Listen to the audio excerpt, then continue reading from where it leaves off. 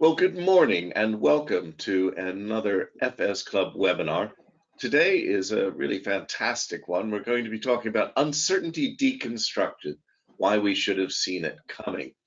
As you'll be aware, Her Majesty, sadly deceased, went to LSE approximately 12 years ago and muttered something along the lines of, why had nobody seen it all coming? Which, as usual, in a very short and pithy statement, she had put her finger right on the nub of the issue. And here to explore it, and accompanied by a book that they just happened to have written, are Dr. Bruce Harvey, who's the managing director and founder of Strategy Foresight, and my dear friend Dowshan, who's an independent director and strategic advisor and does a lot of work at Gresham College. Now, you'll know me. I'm Michael Mainelli. I'm one of the directors of Zien, and I'm really only able to provide these webinar sessions to you thanks to the tolerance, generosity, and wide-ranging interests of our sponsors. But as our sponsors are in technology, economics, and finance, risk has been, certainly over the last 3 to 4 decades, the dominant paradigm in the markets ever since we began to see risk as fundamental to finance, the original Basel I Accords in banking, Solvency I and Solvency II in insurance. Everybody has something to say on risk, and the great book by Bernstein on risk, of course, is legendary. But it's not so straightforward, nor is it so simple. One of my favorite quotes is from The Hitchhiker's Guide to the Galaxy, where one of the characters, Vroomfondle, shouts, "That's right, we demand rigidly defined areas of doubt and uncertainty," which I think kind of says it all. And today, our authors are going to be exploring that. Now, the agenda will be familiar to many of you. We're going to get out of the way as quickly as possible, but a few items of housekeeping. Yes, this is being recorded, and the recording will be available approximately midday on Wednesday. Yes, the slides not only will be available, but are available. But most importantly, what makes these sessions different is we encourage interaction.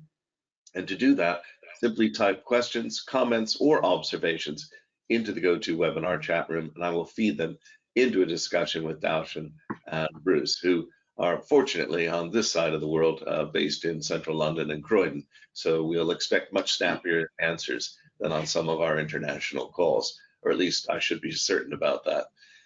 Now, we've got quite a few people online, so do get those comments, questions, and observations in, as I say, early, and all of them will be sent to Bruce and Dowshan with your email attached. So if you want to get in touch with them, compliment them, thank them, whatever, please go ahead and use that facility there.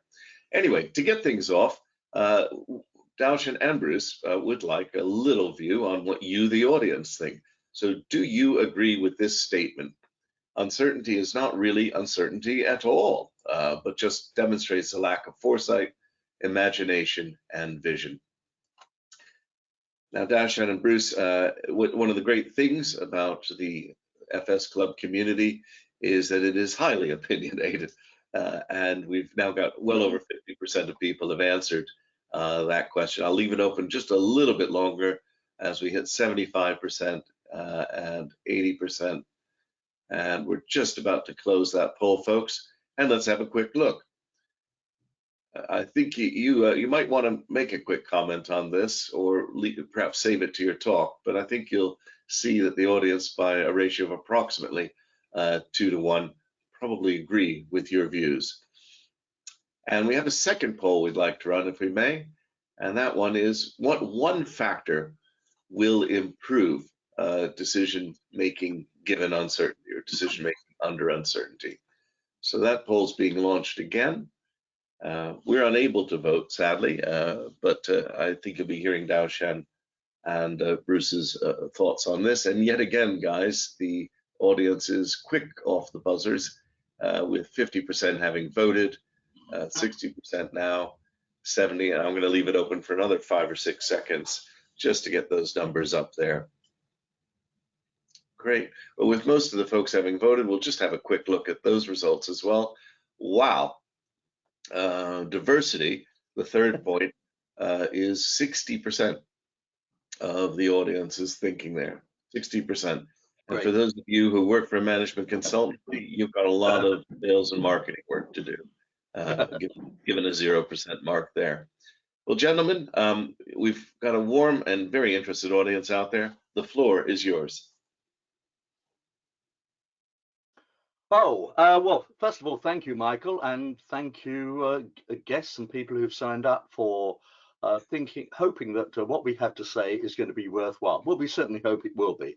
What I'll do, yes, we called this book Uncertainty Deconstructed. In an ideal world, I wanted the title, We Should Have Seen It Coming, but Springer, the publishers, are a bit conservative. They're more academic-y, so I had to drop that as the main title. Anyway, I think Uncertainty Deconstructed is a suitable replacement. Let me first of all, I think, just to kick off and to give a bit of an anchor for the session, I thought I'd give you a definition of uncertainty.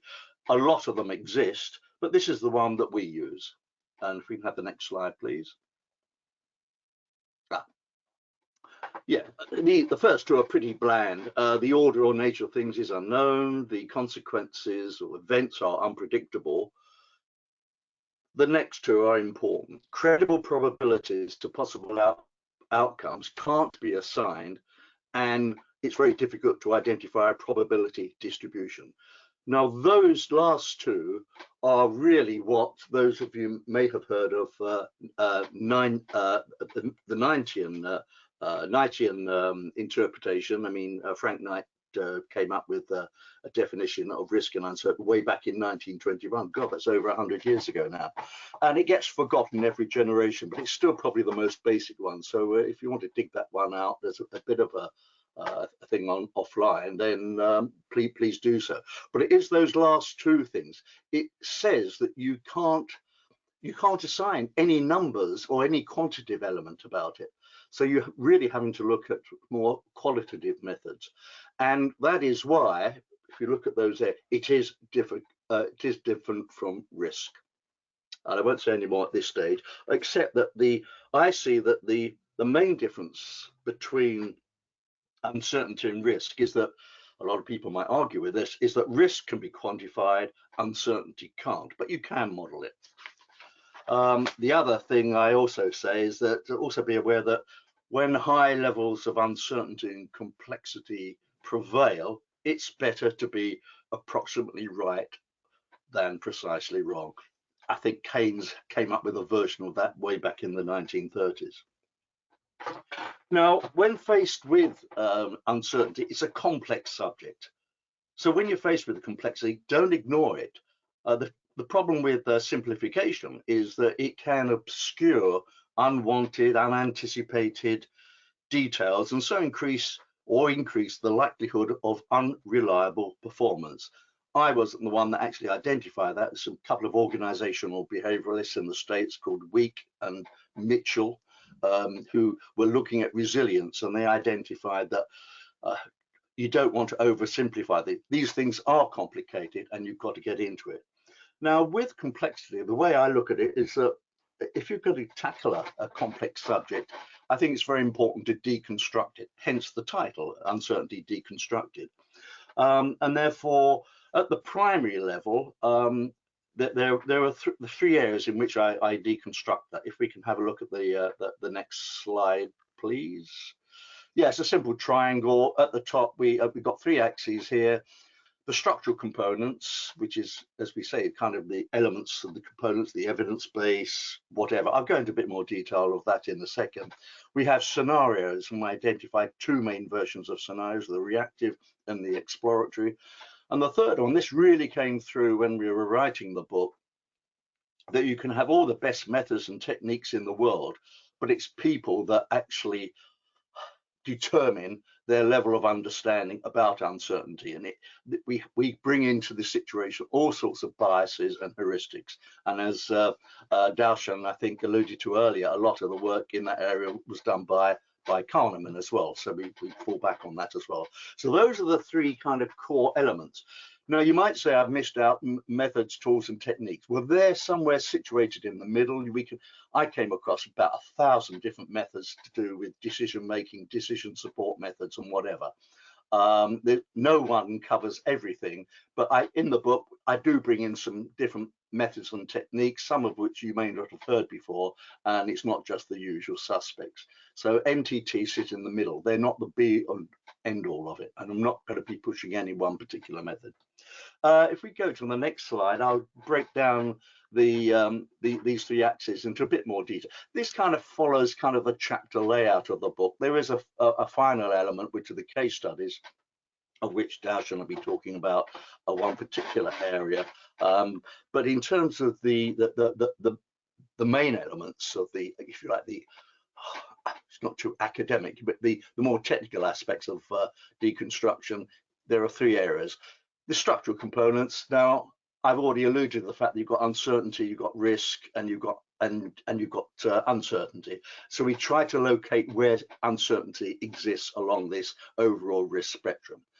But then the key thing is to what is the problem of uncertainty we are trying to address? Not all problems are the same. You've got puzzles, and then you have a simple problem. You've got complex problems, but they're not, but they can be addressed, such as, for example, an aeroplane engine is very complex, but you can understand it by deconstructing the parts which actually make up the functioning of a jet engine. And then we have the wonderful wicked problems that Rittel and Weber came up with. These are problems in their purest forms you actually can't solve, and it mainly can't solve them because of us human beings. Unfortunately, we tend to mess things up. There's all different actors with different perspectives and so on.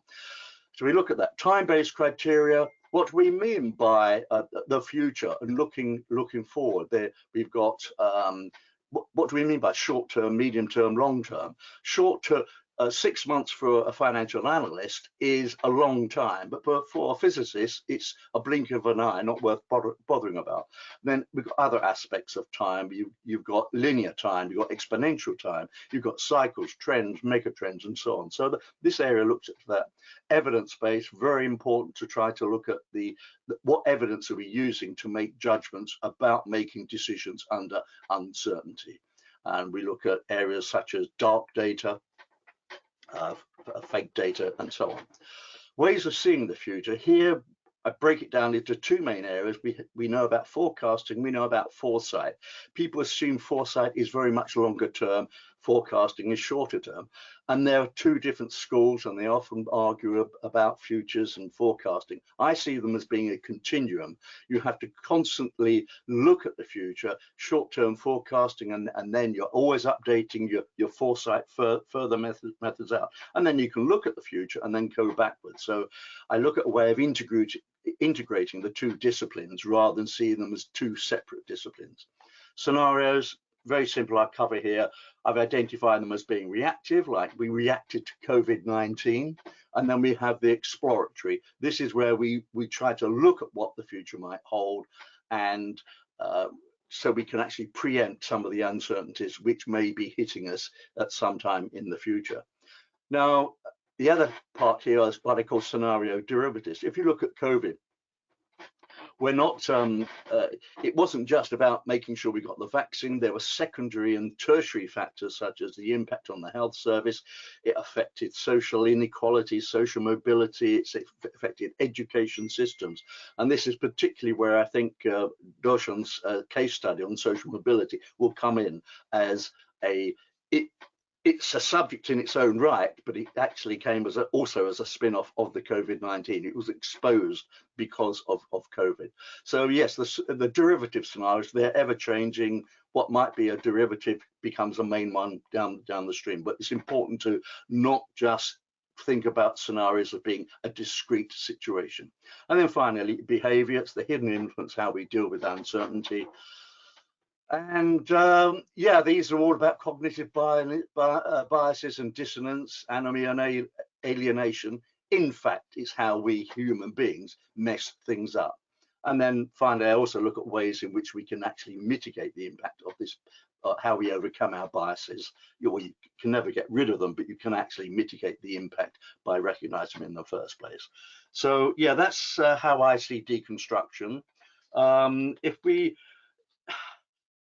Now we've deconstructed uncertainty, I always moved into the area of how do we actually profile it. And if we go to the next slide, this is an area which you've always most of you would have seen Rumsfeld talking about his version of knowns and unknowns back in 2002, and I call this the Rumsfeldian interpretation. So he spoke correctly about the known and the unknown. Now, in a classic way, if it's two elements, you can create a 2 by 2 matrix. But he only covered three areas, which are the known knowns, the things we know about, the known unknowns, the things we know that we don't know, and then the unknown unknowns, the things we don't know that we don't know. He actually ignored this fourth category here as the unknown knowns. And this is where I think most of the mess happens. Okay, that's kind of the overall framework. Let's try and go into the, if we go into the next slide, I'll talk about quadrants 1, 2, and 4. So we have the identifiable known, we have the known knowns. I know what I know. It's often validated data, it's formal and tacit knowledge. We're comfortable with it. Then we have what we call the known unknowns. I know what I don't know. Now, back in the early 2000s, a futurist called Peter Schwartz, he's written a couple of books. He wrote a book called Inevitable Surprises. These are events that we know will happen, we just don't know when. So, for example, we know that Vesuvius, the volcano, is years overdue from a big explosion. So we know that there are certain events. We were warned about 7/7, the terrorist attacks after 9/11, and then in 7/7, the security services told us we should expect some form of attack here. Now, these inevitable surprises are good to the extent that at least if we know they're likely to happen, we don't know when, where, or how, or even the severity, but at least we can start acknowledging that these uncertainties are likely to happen in some way, and we can develop contingency plans and we can do emergency response activity. Don't get too cocky about this, that once we've identified the known unknowns, because we find that contingency plans can fail up. What was it Mike Tyson said, you know, the famous boxer? He said, everybody has a plan until you get punched in the mouth. And we've seen this recently. If you look at the Manchester, the Grenfell situations where the service emergency did have certain plans in place, but they actually failed. However, it is an area which is very important, and we'll see as we move along, this is really the best we can do in handling uncertainty. We want to bring everything down to the level of known unknowns. At least we can think about them. And then we have got the unknown unknowns. I don't know what I don't know. True black swans. Now, frankly, I think this is a useless, if we don't know, we don't know, but it's not worth thinking about it. The trouble is everybody falls back on a black swan, being a black swan event, when really most events that take people by surprise aren't. You've just not thought about it careful enough. So if we go back into the next slide, we see that this is the quadrant 3, the unknown unknowns. This is, I don't know what I know, or I think I know, but it turns out that I don't. Now, these unknown knowns can be interpreted, well, as I said, those areas there. It is a form of hubris, or you've got analysts who are really missing often quite strong links in a particular situation. Either way, weak signals are manifest here, but often due to a variety of behavioral factors and biases, they're ignored. Behavioral factors, us, are to the fore in this quadrant, with actors suffering from amnesia, denial, blind spot, groupthink, silo thinking, and hubris, sometimes all or a combination of such behaviors. And Kahneman actually did a lot of work in this area. Any of these behaviors can distort our judgment, making judgment about a decision, particularly in relation to the future. Event indicators in this quadrant, they're asymmetric and non-linear, which makes it difficult to ascertain the relative importance of both individual and clustered signal. Now, this is a challenge to the inclination to weight the variables too early. A lot of people say, well, can't we weight factors? The trouble is, if we don't know enough information about it, there's higher levels of uncertainty. You don't want to start putting in weighting factors because they could be impacted by levels of biases that we can identify. So don't be in too much of a hurry to weight those variables too soon. And if you like, in the real world, the dictum that policy-driven evidence should be challenged by evidence-based policy. It's very pertinent in this quadrant. As a result, this is the most insidious, if I call it pernicious, of the quadrants, largely due to a number of these behavioral factors as identified above. We think we know what or where the problem is or might occur, but can we handle the inherent complexities, or do we even have the tools, let alone the desire to deployment, to address some such complexity-based uncertainty? Groupthink and dogma-based policy are the real enemies here, and the issue is whether the stakeholders themselves are prepared to explore the outcomes which may produce uncomfortable truths. And remember, not uncomfortable truths aren't always bad. Some of them might be good as well. In other words, weak signal identification is as much challenged by the individual and group willingness to accept such signals through bias intervention as by the strength of the signal itself. It's here you may have heard a term called the zoo. This is the space that you have to enter, the zone of an uncomfortable debate. And the trouble is that disruptive and often cataclysmic nature of such events, it makes for uncomfortable reading. So we have to think about the unthinkable, which is why when they do occur, they're too readily deemed to belong to quadrant 4, black swan. In the vast majority of cases, they're not, and they just demonstrate a lack of foresight. So in summary, we need to shift the decision-making perspectives from seeing unexpected events as being unknown knowns or even unknown unknowns to quadrant 2. At least we can, if we can think about it, it can happen. And therefore we've got other methods such as hierarchy-based methods when we can start introducing other pieces of information to and policies, formal policies laid out from an evidence base to try and put those into some better perspective. So yes, it's a behavioral transformation from getting more people into the known unknown box. That's not, as I said, everybody has a plan, and until you get punched in the mouth. It's not perfect, but at least you've recognized it. Too many decisions are made because they're still impacted or still reflect a behavior within that quadrant 3, the unknown knowns.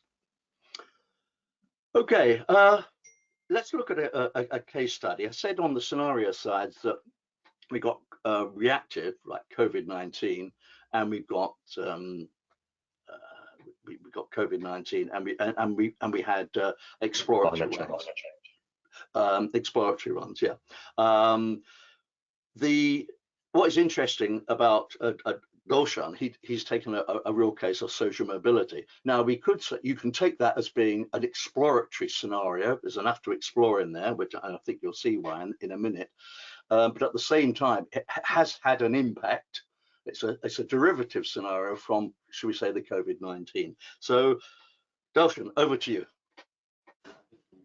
Thanks, Bruce. And I guess we're going to reflect on the questions, I hope, on the polls, because that's very interesting, particularly our definition of uncertainty is not really uncertainty, but we're more expansive. So when we're looking at uncertain events here, we've taken a wicked problem, and there are many wicked problems. We're obviously living through some wicked problems at the moment, if we look at what's happening in the economy, etc. But also we've had the wicked problems of Brexit. We've got wicked problems with, is it the NHS or the nation's health? So framing is important when we look at a wicked problem. But before I go into social mobility, what is a wicked problem? Bruce alluded to this earlier on. And there's a very good definition of a wicked problem that I think comes from Professor Sally Braithwaite of Southampton University. And that definition is a wicked problem is one that is difficult or impossible to solve because of incomplete, contradictory, and changing requirements that are often difficult to recognize. So the challenge we have is how do we frame that in a very dynamic world? Now, if I take social mobility or social inequality as the case study that we have here, we know, we accept with a UK lens that this is a divided society, not according to the very obvious physical characteristics. And talking about characteristics, question 2 of the poll was very enlightening, looking at the 59% that talked about, I think, broadly diversity as a way forward. But this is really a division between the haves and the have-nots, based on privilege, money, and opportunity. So improving social mobility is one of the major interventions that can help. Now, we've seen how wicked or tricky that is over the last recent days, and the decisions that have to be made in terms of improving social mobility or reducing social inequality. The problem statement that I developed when we looked at the social mobility case study and actually ran it through the process is that we still live in a country where an individual's future potential is more defined by the circumstances of their birth, especially parental income, family wealth, and privilege. There's a lot of data and insight over many decades about this, and there are a lot of studies and research for the way forward. I should have shared a photo of a lot of this research by my desk. It goes higher than the middle tier of my desk that I read through, but we've tried to condense that and summarize it on one page. I'm not going to spend much time on this, but if we go to the next slide, which will look quite frightening. And what you see there is a mind map of 4 dimensions primarily. What hinders social mobility in the UK? What are the drivers that can improve it? And then we've got what I call linear national impact and linear marginal impact. And why do I use the word linear? Well, here are some obvious solutions that can improve social mobility and equality. Reduce the uncertainty for people who are underestimated, but they're linear. They're based on what we know, they're based on existing thinking. And as we saw from the poll, there is a greater need for more diverse thinking. So I'll go on to the process here without running through the solutions on this mind map. So the process is critical. We look at using psychology, creativity, behavioral science, in addition to metrics and past models, to expand the solution space. We can only do that when we have more diverse, high quality people in the room, looking at what exists and representing the end community, in this case, those who are underestimated. The model we used in this case, and I'll explain it on the next slide, is Fibonacci morphological analysis, working with Bruce and the team to frame the challenge and then bring in more creative thinking. So if we go to the next slide, please. Sorry, slide before. Thank you. So the 3 phases that we have is to generate the problem space. It's a 10-step process, but I break it down to 3 phases. Those first 6 steps is really to get the people together, to identify the main problem, then to work with that team to focus on a question and facilitate it. From phase 1, we have a framing, and framing the question is critical. Phase 2 is where we perform this cross-consistency assessment, and that cross-consistency assessment requires a team to work together and match different states against other parameters. Now, working that creates a significant problem space, but the beauty of working with certain software is we can take that problem space, apply it through the cross-consistency matrix, and refine the solution space. With those parameters, again working through the software, we get to phase 3. Now, phase 3 has the advantage where we can eliminate the vast majority, 95%, of the original problem space. So we have more viable and more consistent solutions. And these solutions can be presented as what-if scenarios. Clearly, a what-if scenario at the moment is about what if the political willpower changes? What if taxes change? So we can apply what-if scenarios to the solutions and then overlay creative thinking to get to more oblique solutions as well.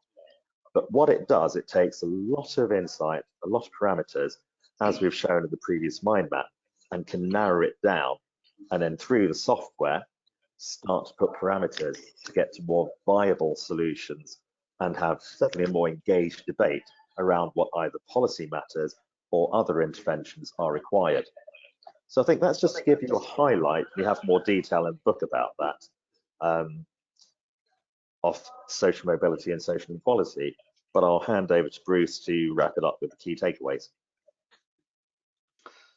Thank you. Yeah, I realise time's moving on, so I'll rattle through these next set of key takeaways. Some of them apply to uncertainty, some of them are fairly general, but here goes. Is the difference between strategic and tactical in decision making understood? Everybody talks about strategy when very often they actually fail to connect about tactical situations. I come across the story, I think it was in the cricket. To those of you interested in cricket, they had this series in the summer called the 100, and you have 100 balls, and then you have this timeout halfway through. And what do they call it? A strategic timeout. No, it's not. It's a tactical timeout. So make sure you understand the difference between strategy and tactics, because that can actually how you come up with solutions to, or ideas and concepts to address uncertainty. How resilient do you want to be? Simple question, but do you want to be very simple in your resilience and cover 2 or 3 areas, or do you really want to deep dive into the topic? Identify early on as to what is at stake. Are you prepared for some uncomfortable truth? As he said, we talked about the Zood.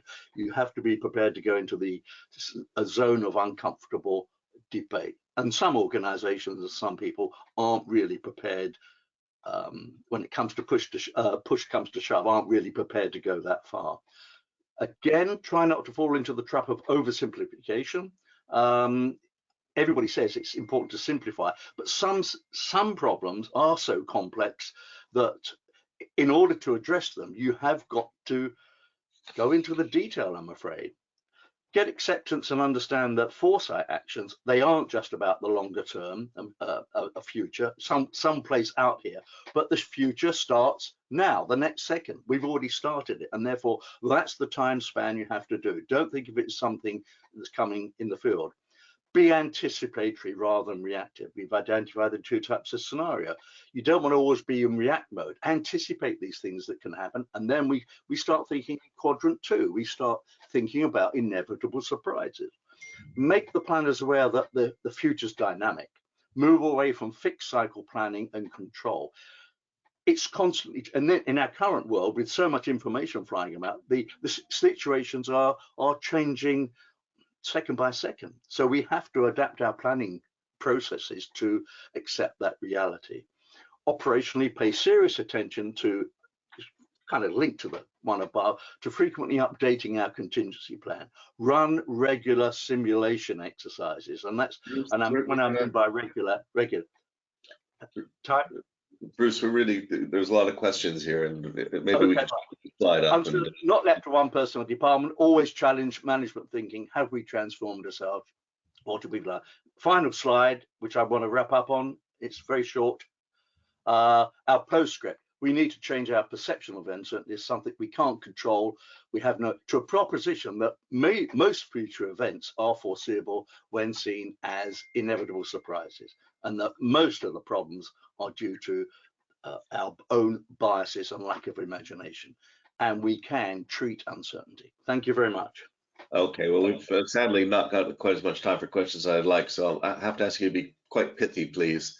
Trevor Hilder is curious, do you think that our education system, which encourages people to give the right answer, makes people intolerant of uncertainty and therefore prone to prematurely jump to an answer? Dowshan? Yeah, I do. I mean, this is why I love the poll, Michael, and the results, because it talks about, we're talking about imagination being the missed aspect here. And we're using uncertainty based on what we know, the past models and linear thinking. We need to break that. And we need to break that as evidenced during the last 2-3 years in terms of how creative we are and how we embrace other viewpoints, which really reflects on question 2 in the poll and the very significant, I think, 59% on those thinking differently, as opposed to the fallback of management consultants being more linear.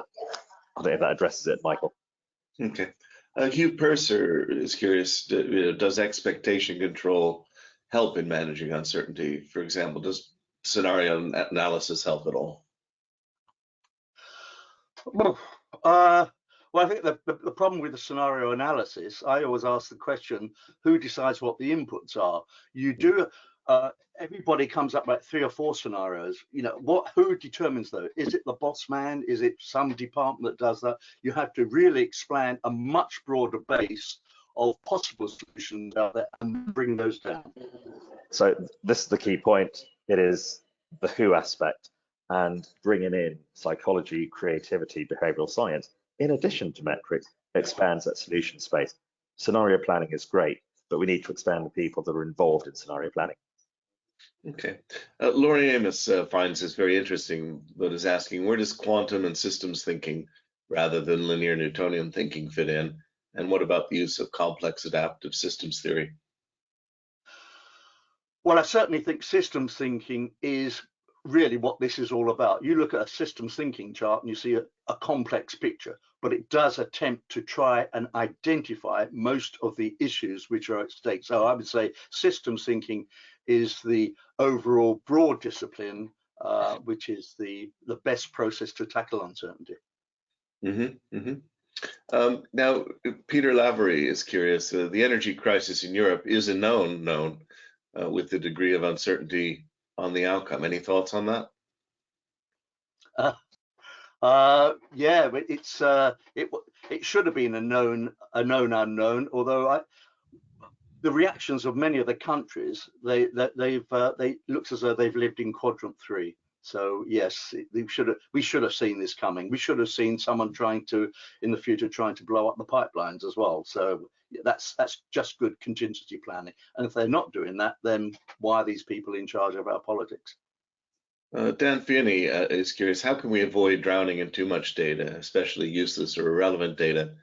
He wonders if AI can help here or make decisions, or is this just going to make decisions even less optimal?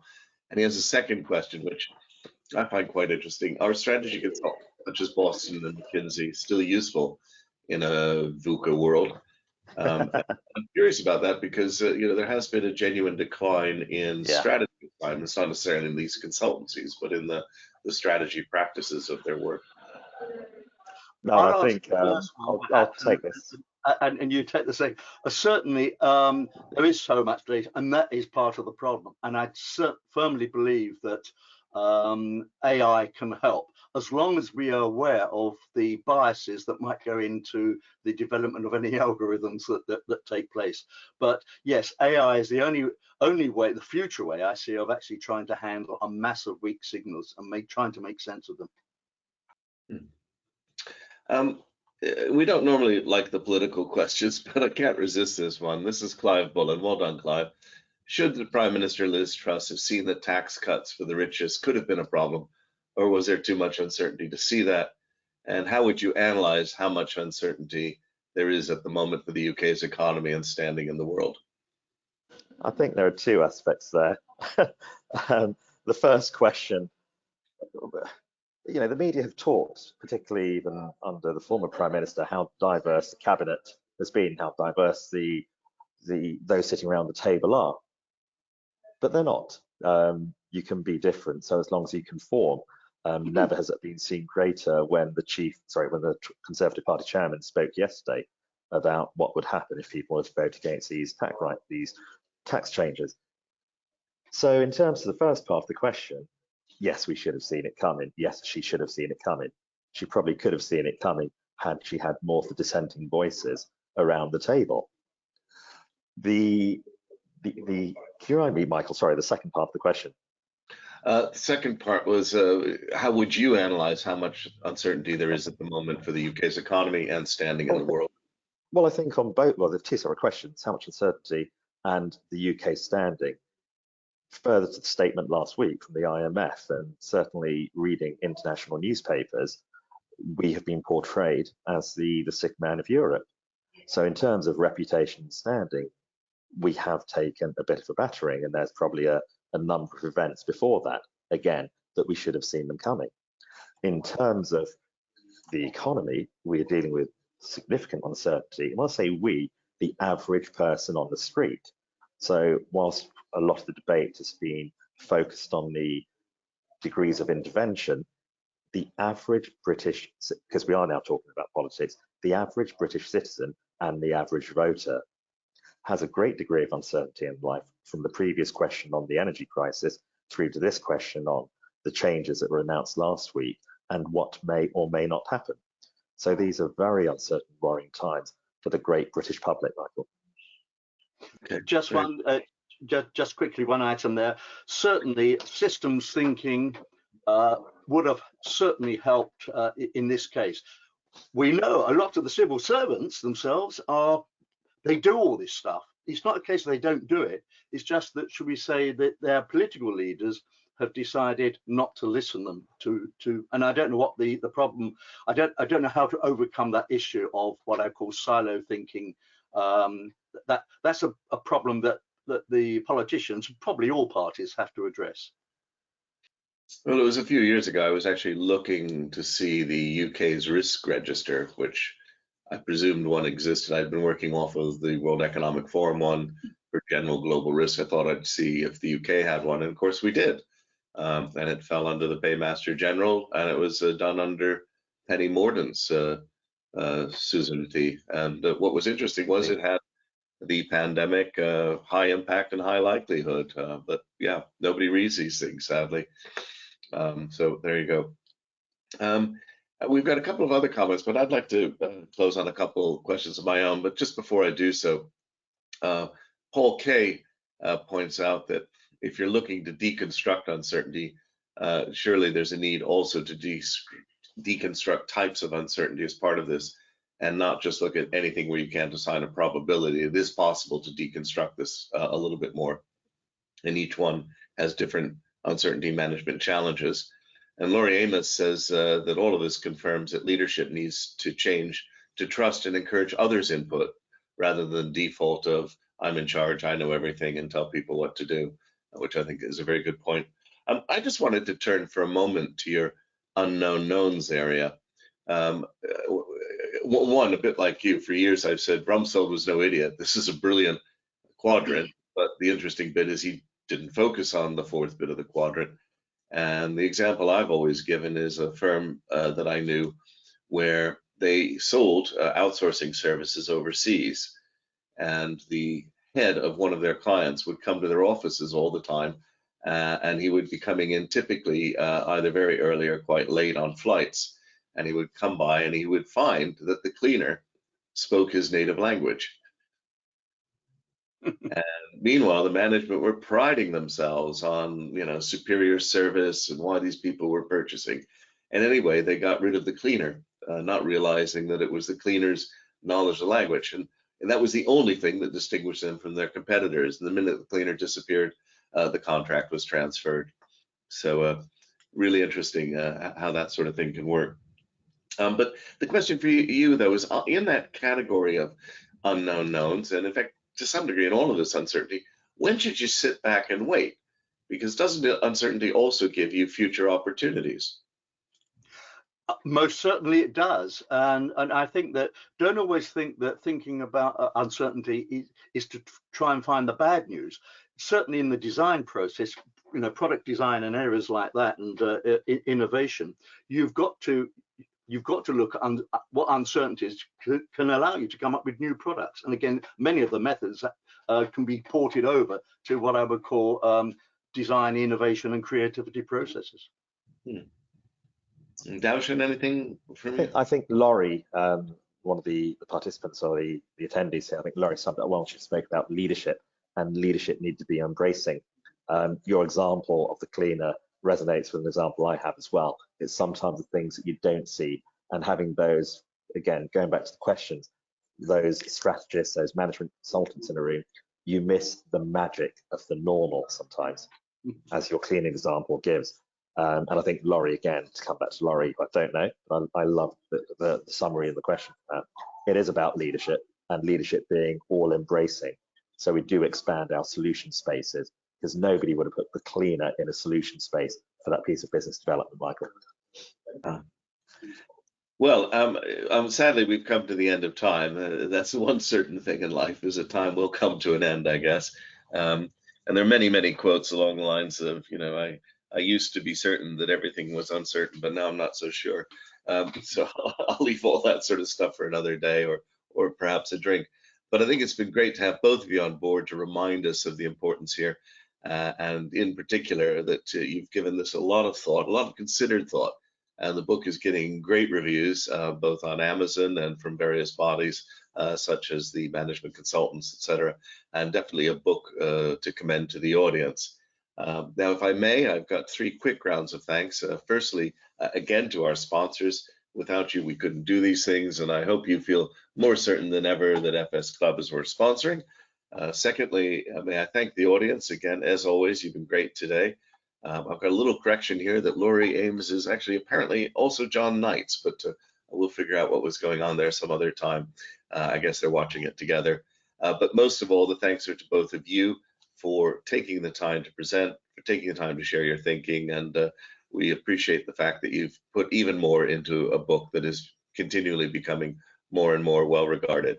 So thank you very much for that. And I'm afraid one uncertain certainty here at FS Club is that we have no way of providing applause from the audience because the system doesn't open up for that.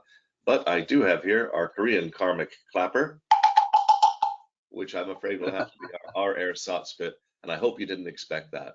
Anyway, take care, everybody. Thank you very much. Thank you. Thank you for asking us.